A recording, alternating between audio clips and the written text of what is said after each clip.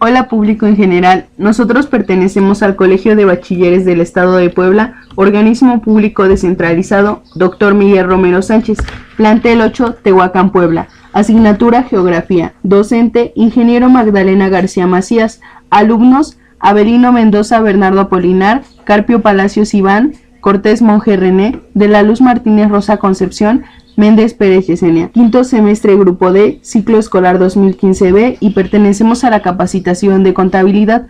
Nuestro tema es riesgos hidrometeorológicos. A continuación, les presentaremos algunos riesgos hidrometeorológicos. Sequía. Se define como sequía la carencia del agua. Algunas de sus causas son la evaporación del agua por altas temperaturas, el derroche de agua, la desertificación, la deforestación indiscriminada, la permeabilidad son algunos ejemplos. Algunos de sus daños son pérdida de vidas humanas, pérdida de cosechas, pobreza. Se clasifica en tres tipos: meteorológica, que involucra una reducción en precipitación en algún periodo, que puede ser día, mes, temporada, año, por debajo de una cantidad determinada. 2. La hidrológica, que se refiere a una reducción en los recursos acuáticos, en los flujos de los ríos, niveles de lagos, agua subterránea, mantos acuíferos, etcétera, por debajo de un nivel determinado. Y la agrícola, que es el impacto de las sequías meteorológicas e hidrológicas que tienen sobre esta actividad humana. Los cultivos requieren condiciones muy particulares de temperatura, humedad y nutrientes durante su crecimiento para alcanzar su desarrollo máximo. Si la disponibilidad de humedad o de cualquier otro factor es inferior al nivel óptimo requerido durante el desarrollo, entonces el crecimiento será menor y la producción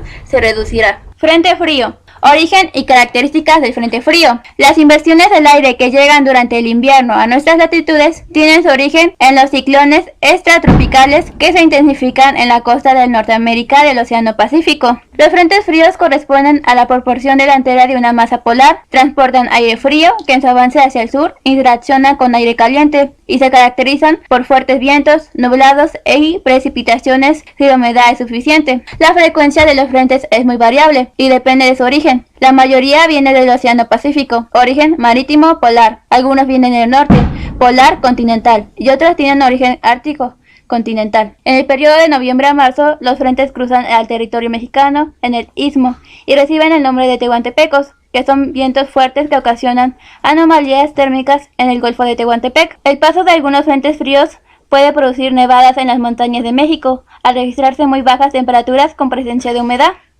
Generalmente el origen orográfico es en los estados de Veracruz, Tabasco y Campeche. Tormentas de granizo. El granizo es un tipo de precipitación en forma de piedras de hielo y se forma en las tormentas severas cuando las gotas de agua o los copos de nieve formados en las nubes de tipo cumulonimbus son arrastrados por corrientes ascendentes de aire. Origen y características. El granizo se forma durante las tormentas eléctricas cuando las gotas de agua o los copos de nieve formados en las nubes de tipo cumulonimbo son arrastrados verticalmente por corrientes de aire turbulento, característicos de las tormentas. Las piedras de granizo crecen por las colisiones sucesivas de estas partículas de agua muy enfriada, esto es, de agua que está a una temperatura menor que la de su punto de solidificación, pero que permanece en estado líquido. Esta agua queda suspendida en la nube por la que viaja. Cuando las partículas de granizo se hacen demasiado pesadas para ser sostenidas por las corrientes de aire, caen hacia el suelo. Las piedras de granizo tienen diámetros que varían entre 2 milímetros y 13 centímetros, y las mayores pueden ser muy destructivas. A veces, varias piedras pueden solidificarse juntas formando grandes masas uniformes y pesadas de hielo y nieve. Heladas y nevadas. La helada es la disminución de la temperatura del aire a un valor igual o inferior al punto de congelación del agua,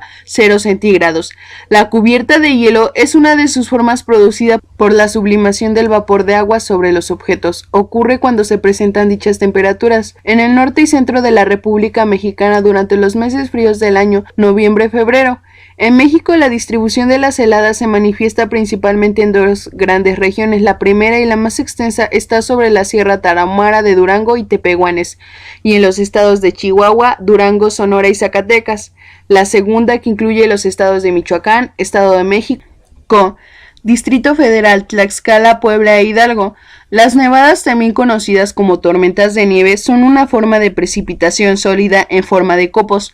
Un copo de nieve es la aglomeración de cristales transparentes de hielo que se forman cuando el vapor de agua se condensa a temperaturas inferiores a la solidificación de agua. La condensación de la nieve tiene la forma de ramificaciones intrincadas de cristales hexagonales planos en una variedad infinita de patrones. Los copos de nieve tienen diferentes formas y tamaños. En ello depende de la temperatura y humedad de la atmósfera, aunque todos presentan estructuras hexagonales debido a la manera en cómo se agrupan las moléculas de oxígeno e hidrógeno al congelarse el agua.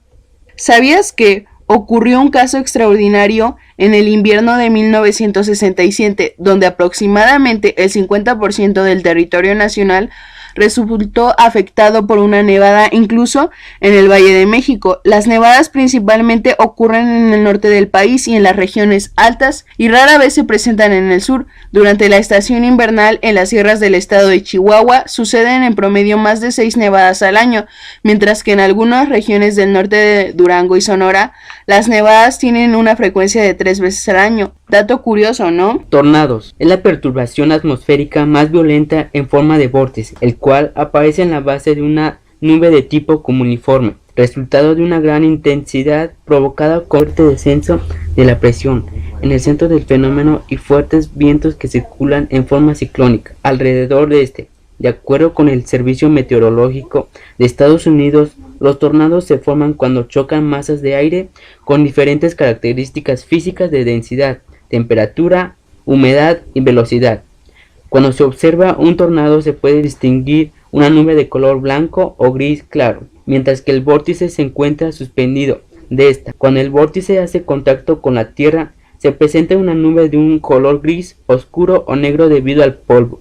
Viento. Los vientos de mayor intensidad en México son los que producen durante los huracanes. Por tanto, las zonas costeras, y en particular las que tienen una incidencia más frecuente de huracanes, son las que existen o están expuestas a un mayor peligro por efecto del viento. Sin embargo, otros fenómenos atmosféricos son capaces de producir fuertes vientos, por lo que aún en el interior del territorio existen zonas con peligro de vientos. Se emplea como parámetro la velocidad máxima del viento para un cierto periodo de retorno, y con ella se preparan mapas de curvas llamadas isótaca, que corresponden a los sitios con una misma velocidad máxima de viento. El país se divide en 4 zonas que representan bandas de velocidad máxima de viento, que ocurren en promedio una vez cada 50 años. El huracán. El huracán es el más severo de los fenómenos meteorológicos, conocido como ciclones tropicales. Estos son sistemas de baja presión con actividad lluviosa y eléctrica, cuyos vientos rotan antihorariamente en contra de las manecillas del reloj en el hemisferio norte. Un ciclón tropical con vientos menores o iguales a 62 km por hora es llamado depresión tropical. Cuando los vientos alcanzan velocidades de 63 a 117 km por hora se llaman tormenta tropical, y al exceder los 118 km por hora la tormenta tropical se convierte en huracán. Inundaciones. De acuerdo con el Glosario Internacional de la Hidrología OMS, UNESCO 1974, la